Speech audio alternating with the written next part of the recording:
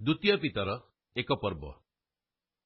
ସିମିଓନ ପିତର ଯୀଶୁଖ୍ରୀଷ୍ଟଙ୍କର ଜଣେ ଦାସ ଓ ପ୍ରେରିତ। ଆମ୍ଭମାନଙ୍କ ଈଶ୍ୱର ଓ ତ୍ରାଣକର୍ତ୍ତା ଯୀଶୁଖ୍ରୀଷ୍ଟଙ୍କ ଧାର୍ମିକତା ହେତୁ ଯେଉଁମାନେ ଆମ୍ଭମାନଙ୍କ ସହିତ ସମାନ ଭାବରେ ବହୁମୂଲ୍ୟ ବିଶ୍ୱାସପ୍ରାପ୍ତ ହୋଇଅଛନ୍ତି, ସେମାନଙ୍କ ନିକଟକୁ ପତ୍ର ଲେଖୁଅଛି। ଈଶ୍ୱର ଓ ଆମ୍ଭମାନଙ୍କ ପ୍ରଭୁ ଯୀଶୁଖ୍ରୀଷ୍ଟଙ୍କ ବିଷୟକ ଜ୍ଞାନ ଦ୍ୱାରା ତୁମ୍ଭମାନଙ୍କ ପ୍ରତି ଅନୁଗ୍ରହ ଓ ଶାନ୍ତି ପ୍ରଚୁର ପରିମାଣରେ ହେଉ। ଯେ ଆପଣା ଗୌରବ ଓ ସଦ୍ଗୁଣରେ ଆମ୍ଭମାନଙ୍କୁ ଆହ୍ୱାନ କରିଅଛନ୍ତି, ତାହାଙ୍କ ବିଷୟକ ଜ୍ଞାନ ଦ୍ୱାରା ତାହାଙ୍କ ଐଶ୍ୱରିକ ଶକ୍ତି ଆମ୍ଭମାନଙ୍କୁ ଜୀବନ ଓ ଧର୍ମପରାୟଣତା ନିମନ୍ତେ ସମସ୍ତ ଆବଶ୍ୟକୀୟ ବିଷୟ ଦାନ କରିଅଛି। ତଦ୍ୱାରା ସେ ଆମ୍ଭମାନଙ୍କୁ ବହୁମୂଲ୍ୟ ଓ ଅତି ମହତ୍ ପ୍ରତିଜ୍ଞାମାନ ଦାନ କରିଅଛନ୍ତି, ଯେପରି ସେହିସବୁ ଦ୍ୱାରା ତୁମ୍ଭେମାନେ କୁଅଭିଳାଷରୁ ଜାତ ଯେଉଁ ବିନାଶ ଜଗତରେ ଅଛି, ସେଥିରୁ ରକ୍ଷା ପାଇ ଐଶ୍ୱରିକ ସ୍ୱଭାବ ସହଭାଗୀ ହୁଅ। ହଁ, ଏହି କାରଣରୁ ତୁମ୍ଭେମାନେ ଅତି ଯତ୍ନ ସହକାରେ ବିଶ୍ୱାସ ସହିତ ସଦ୍ଗୁଣ, ସଦ୍ଗୁଣ ସହିତ ଜ୍ଞାନ, ଜ୍ଞାନ ସହିତ ସଂଯମ, ସଂଯମ ସହିତ ଧୈର୍ଯ୍ୟ, ଧୈର୍ଯ୍ୟ ସହିତ ଧର୍ମପରାୟଣତା, ଧର୍ମପରାୟଣ ସହିତ ଭାତୃସ୍ନେହ, ପୁଣି ଭାତୃସ୍ନେହ ସହିତ ପ୍ରେମ ଯୋଗ କର।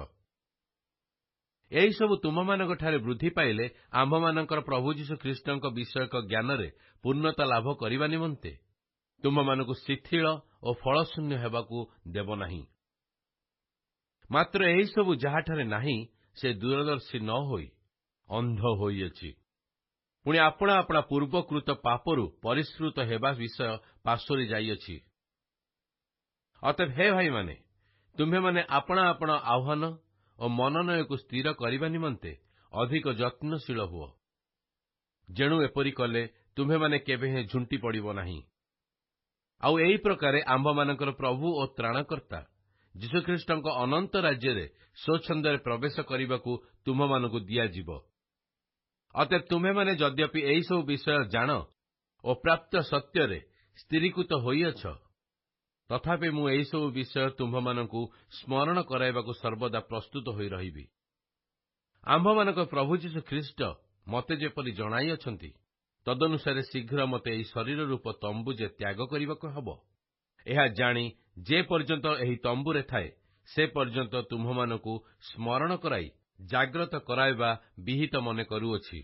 ଆହୁ ମୋହର ମହାପ୍ରସ୍ଥାନ ଉତ୍ତାରେ ତୁମ୍ଭେମାନେ ଏହି ସମସ୍ତ ବିଷୟ ଯେପରି ସର୍ବଦା ସ୍ମରଣରେ ଆଣିପାରିବ, ଏଥିନିମନ୍ତେ ମୁଁ ଯତ୍ନ କରିବି।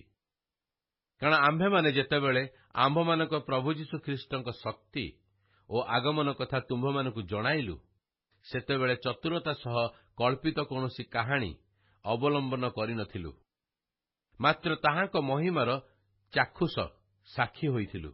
ଯେଣୁ ଯେତେବେଳେ ମହାଗୌରବ ମଧ୍ୟରୁ ତାହାଙ୍କ ପ୍ରତି ଏହି ବାଣୀ ହେଲା, ଏ ଆମ୍ଭର ପ୍ରିୟପୁତ୍ର, ଏହାଙ୍କଠାରେ ଆମ୍ଭର ପରମ ସନ୍ତୋଷ, ସେତେବେଳେ ସେ ପିତା ଈଶ୍ୱରଙ୍କଠାରୁ ସମ୍ଭ୍ରମ ଓ ଗୌରବ ପ୍ରାପ୍ତ ହେଲେ। ଆମ୍ଭେମାନେ ତାହାଙ୍କ ସହିତ ପବିତ୍ର ପର୍ବତରେ ଥିବାବେଳେ ନିଜେ ଆକାଶରୁ ନିର୍ଗତ ଏହି ବାଣୀ ଶୁଣିଲୁ।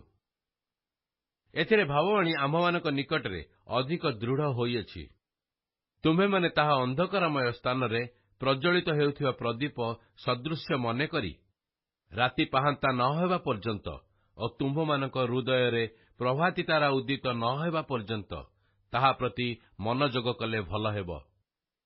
ପ୍ରଥମରେ ଏହା ଜ୍ଞାତ ହୁଅ ଯେ ଶାସ୍ତ୍ରର କୌଣସି ଭାବବାଣୀ ସ୍ୱତନ୍ତ୍ର ଭାବେ ବ୍ୟାଖ୍ୟା କରିବାର ବିଷୟ ନୁହେଁ, କାରଣ କୌଣସି ଭାବବାଣୀ କେବେହେଁ ମନୁଷ୍ୟର ଇଚ୍ଛାରୁ ଉତ୍ପନ୍ନ ହୋଇନାହିଁ, ମାତ୍ର ଈଶ୍ୱର ପ୍ରେରିତ ମନୁଷ୍ୟମାନେ ପବିତ୍ର ଆତ୍ମାଙ୍କ ଦ୍ୱାରା ଚାଳିତ ହୋଇ କଥା କହିଥିଲେ। ଦ୍ୱିତୀୟ ପିତର 2 ପର୍ବ। କିନ୍ତୁ ଲୋକମାନଙ୍କ ମଧ୍ୟରେ ଭଣ୍ଡ ଭାବବାଦୀମାନେ ମଧ୍ୟ ଉତ୍ପନ୍ନ ହେଲେ। ସେହିପରି ତୁମ୍ଭମାନଙ୍କ ମଧ୍ୟରେ ସୁଦ୍ଧା ଭଣ୍ଡ ଶିକ୍ଷକମାନେ ଉତ୍ପନ୍ନ ହେବେ। ସେମାନେ ବିନାଶଜନକ ଭ୍ରାନ୍ତ ମତ ଗୁପ୍ତରେ ପ୍ରଚଳନ କରି ସେମାନଙ୍କର କ୍ରିୟାକର୍ତ୍ତା ପ୍ରଭୁଙ୍କୁ ହିଁ ଅସ୍ୱୀକାର କରିବେ, ପୁଣି ଆମ୍ଭମାନଙ୍କର ଆକସ୍ମିକ ସର୍ବନାଶ ଘଟାଇବେ। ଆଉ ଅନେକେ ସେମାନଙ୍କ କାମୁକତାର ଅନୁଗାମୀ ହେବେ, ଫଳତଃ ଏମାନଙ୍କ ହେତୁ ସତ୍ୟ ମାର୍ଗ ନିନ୍ଦିତ ହେବ। ସେମାନେ ଧନ ଲୋଭରେ ଛଳ ବାକ୍ୟ ଦ୍ୱାରା ତୁମ୍ଭମାନଙ୍କଠାରୁ ଅର୍ଥ ଲାଭ କରିବାକୁ ଚେଷ୍ଟା କରିବେ। ସେମାନଙ୍କର ଦଣ୍ଡ ଅନେକ କାଳରୁ ଘଟି ଆସୁଅଛି ଓ ସେମାନଙ୍କର ବିନାଶ ବିଳମ୍ବ ହେବ ନାହିଁ। କାରଣ ଈଶ୍ୱର ପାପରେ ପତିତ ଦୂତମାନଙ୍କୁ ନ ଛାଡ଼ି ନରକରେ ନିକ୍ଷେପ କରି ବିଚାର ନିମନ୍ତେ ଅନ୍ଧକାରମୟ ଗହ୍ୱରରେ ରଖିଅଛନ୍ତି। ସେ ପୁରାତନ ଜଗତକୁ ମଧ୍ୟ ଛାଡ଼ିଲେ ନାହିଁ, କିନ୍ତୁ କେବଳ ଧର୍ମ ପ୍ରଚାରକ ନୋହଙ୍କୁ ଅନ୍ୟ 7 ଜଣ ସହିତ ରକ୍ଷା କରି ଧର୍ମଭ୍ରଷ୍ଟ ଜଗତରେ ଜଳପ୍ଲାବନ ଘଟାଇଲେ। ସେ ସଦମ ଓ ଗମୋରା ନଗର ସବୁକୁ ଭସ୍ମରେ ପରିଣତ କରି ସମ୍ପୂର୍ଣ୍ଣ ରୂପେ ଧ୍ୱଂସ ପାଇବା ନିମନ୍ତେ ଦଣ୍ଡାଜ୍ଞା ଦେଲେ ଓ ସେମାନଙ୍କୁ ଭବିଷ୍ୟତ କାଳର ଅଧାର୍ମିକମାନଙ୍କର ଦୃଷ୍ଟାନ୍ତ ସ୍ୱରୂପ କଲେ। ପୁଣି ସେ ଦୁରାଚାରୀମାନଙ୍କର କାମୁକତାପୂର୍ଣ୍ଣ ଆଚରଣରେ ବ୍ୟଥିତ ହୋଇ ଧାର୍ମିକ ଲୋଟଙ୍କୁ ଉଦ୍ଧାର କଲେ। ଯେଣୁ ସେହି ଧାର୍ମିକ ଲୋକ ସେମାନଙ୍କ ମଧ୍ୟରେ ବାସ କରି ସେମାନଙ୍କର ଅନ୍ୟାୟ କାର୍ଯ୍ୟ ଦେଖି ଓ ସେ ବିଷୟ ଶୁଣି ପ୍ରତିଦିନ ଆପଣା ଧର୍ମପରାୟଣ ପ୍ରାଣରେ ଯନ୍ତ୍ରଣା ଭୋଗ କଲେ।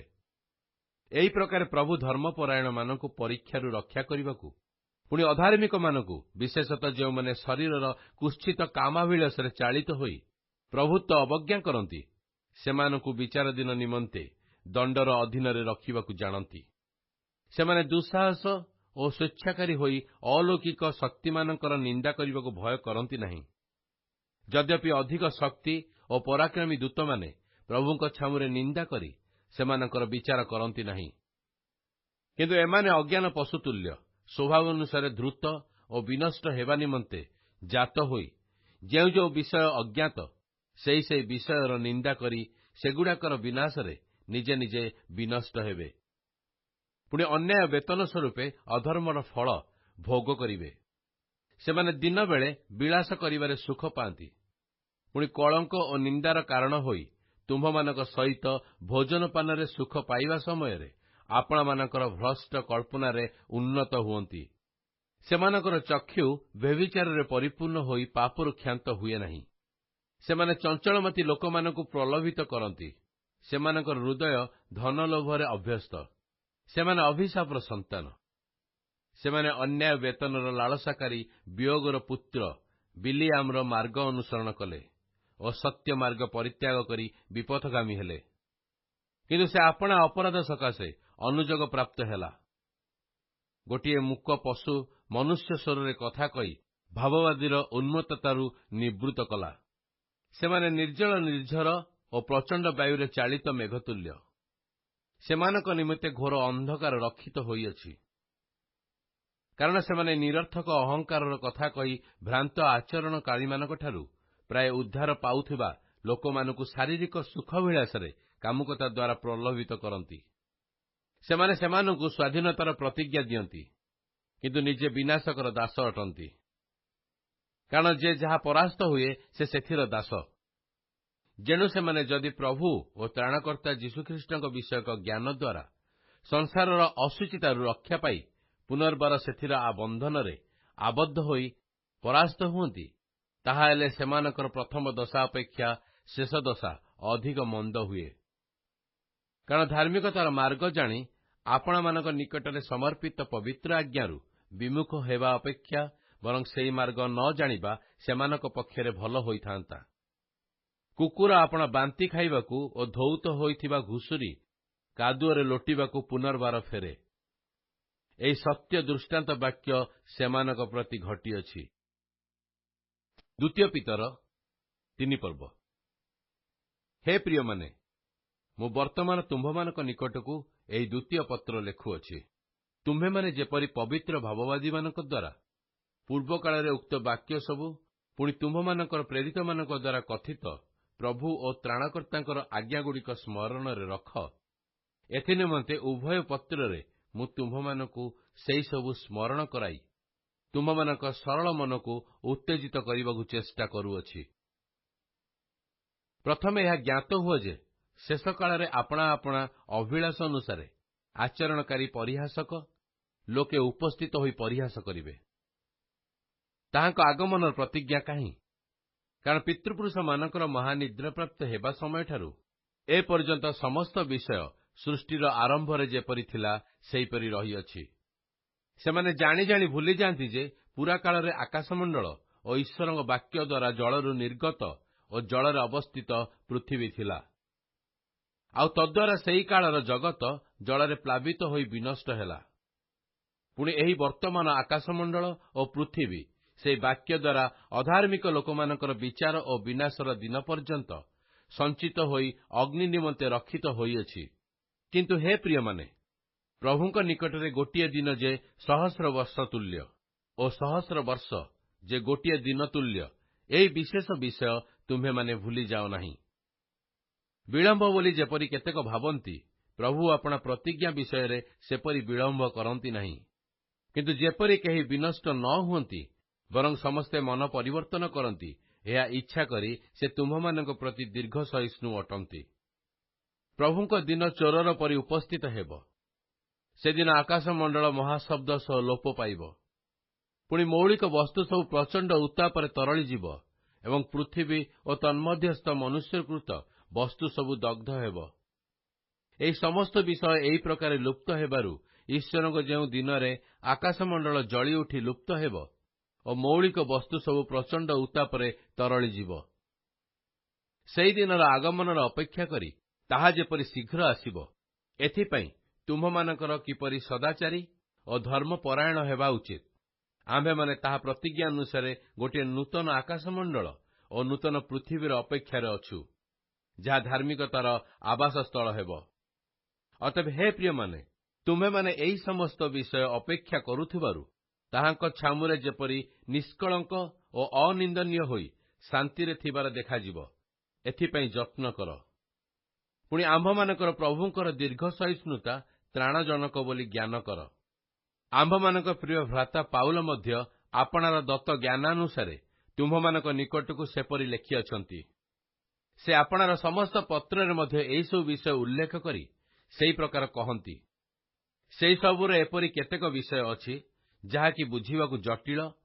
ପୁଣି ଅଶିକ୍ଷିତ ଚଞ୍ଚଳମତି ଲୋକେ ଆପଣା ଆପଣା ବିନାଶାର୍ଥେ ଅନ୍ୟ ସମସ୍ତ ଶାସ୍ତ୍ରରେ ଯେପରି, ସେସବୁରେ ମଧ୍ୟ ସେହିପରି ବିକୃତ ଅର୍ଥ କରନ୍ତି।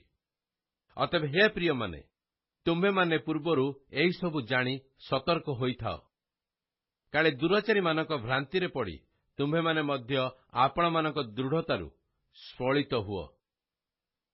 ବରଞ୍ଚ ଆମ୍ଭମାନଙ୍କ ପ୍ରଭୁ ଓ ତ୍ରାଣକର୍ତ୍ତା ଯୀଶୁଖ୍ରୀଷ୍ଟଙ୍କ ଅନୁଗ୍ରହ ଓ ଜ୍ଞାନରେ ବୃଦ୍ଧି ପାଅ। ବର୍ତ୍ତମାନ ଓ ଅନନ୍ତକାଳ ପର୍ଯ୍ୟନ୍ତ ଗୌରବ ତାହାଙ୍କର।